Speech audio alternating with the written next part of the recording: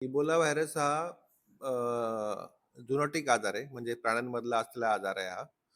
तर युज्युअली तो आफ्रिकेत मंकीज असतात, गोरिला असतो, नंतर बिअर्स असतात, बॅट्स असतात, त्याच्याकडे हा असला व्हायरस आहे.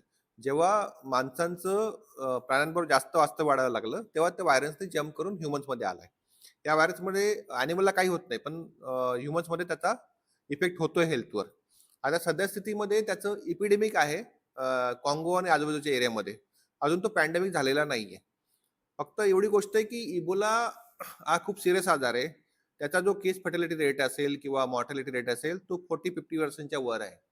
त्याच्यामुळे जर याची ट्रीटमेंट जर वेळेवर घेतली गेली नाही, त्याच्यामध्ये डेथ सुद्धा होऊ शकते. ती पहिली गोष्ट. आणि दुसरी गोष्ट इबोला आणि कोविड आपण जर कंपेअर केलं, तर कोविड हा हवेमध्ये पसरतो, पण इबोला हवेमध्ये पसरत नाही. हा बॉडी फ्लुइडमध्ये पसरतो आणि फिजिकल कॉन्टॅक्टने पसरतो. तर तीच एक चांगली गोष्ट आहे, की हा लगेच हवेतनं पसरणार नाही. त्याला पॅन्डेमिक व्हायला खूप वेळ लागेल किंवा एखाद्या वेळेस होणार सुद्धा नाही. पण कोविडचा जो आजार मध्ये काय होतं, जेव्हा इन्फेक्शन व्हायचं, तर बऱ्याच वेळा आठवडाभर, 2 आठवडा लोकांना काही सिम्प्टमच नसायचे आणि तिकडे-तिकडे फिरायचे आणि त्याच्यामुळे त्याचा स्प्रेड वाढला होता. पण इबोलाचं इन्फेक्शन झालं, तर तुम्हाला 2-3 दिवसात सिम्प्टम्स येऊ शकतात. असं होत नाही, की इबोला तुम्हाला झालाय आणि तुमचे सिम्प्टम्स नाही. तुम्हाला 2-3 दिवसात ताप येणं, नंतर अंगदुखी, मसल एक, सोअर थ्रोट आणि फीवर या सगळ्या गोष्टी चालू होणार. त्याच्यामुळे इबोलाचे सिम्प्टम्स लवकर येतात.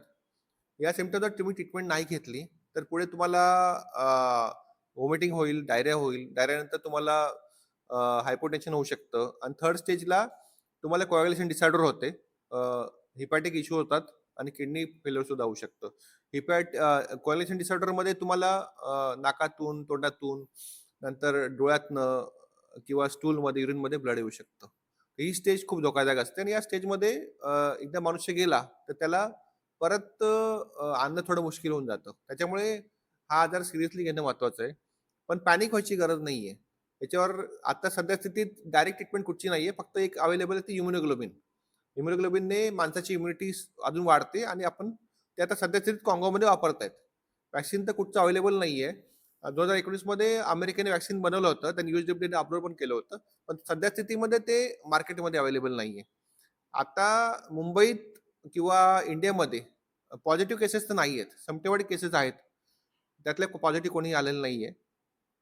आणि अ, शासनाने त्याच्यासाठी पण प्रिपरेशन केलेलं आहे.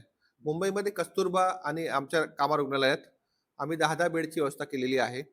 आमच्याकडे स्पेशल वॉर्ड आहेत, म्हणजे फिमेल आणि चाइल्डसाठी. त्याच्यामुळे त्याच्यासाठी स्पेशल वॉर्ड केलेला आहे आम्ही त्याच्यात आणि त्या वॉर्डमध्ये व्हेंटिलेटर्स असतील, अँटीव्हायरल असतील, अँटीबायोटिक असतील, लाईव्ह फ्लुइड असतील त्याची व्यवस्था केली. तसेच स्पेशल किट्स सुद्धा वापरलेत, जे डॉक्टर आणि नर्स वापरू शकतात. अ, आता लोकांनी प्रिकॉशन काय घ्यावे? ती महत्वाची गोष्ट म्हणजे आपण मुंबईमध्ये ट्रेनमध्ये पॉज करतो, नंतर गर्दीच्या ठिकाणी जातो, मॉलमध्ये जातो. तर जेव्हा बाहेर असतो ते आपण हात आपला टच होतो बऱ्याचशा पब्लिक प्लेसला. त्यावेळी आपण तो हात तोंडाला, नाकाला लावू नये. काही एखाद्या वेळेला जेवायचं असेल, काही खायचं असेल तर पहिले हात धुवावं आणि ऑफिसमध्ये घरी गेल्यावर पहिले अंघोळ करावी आणि मग बाकी घरातली कामं करावी. ही महत्वाची गोष्ट.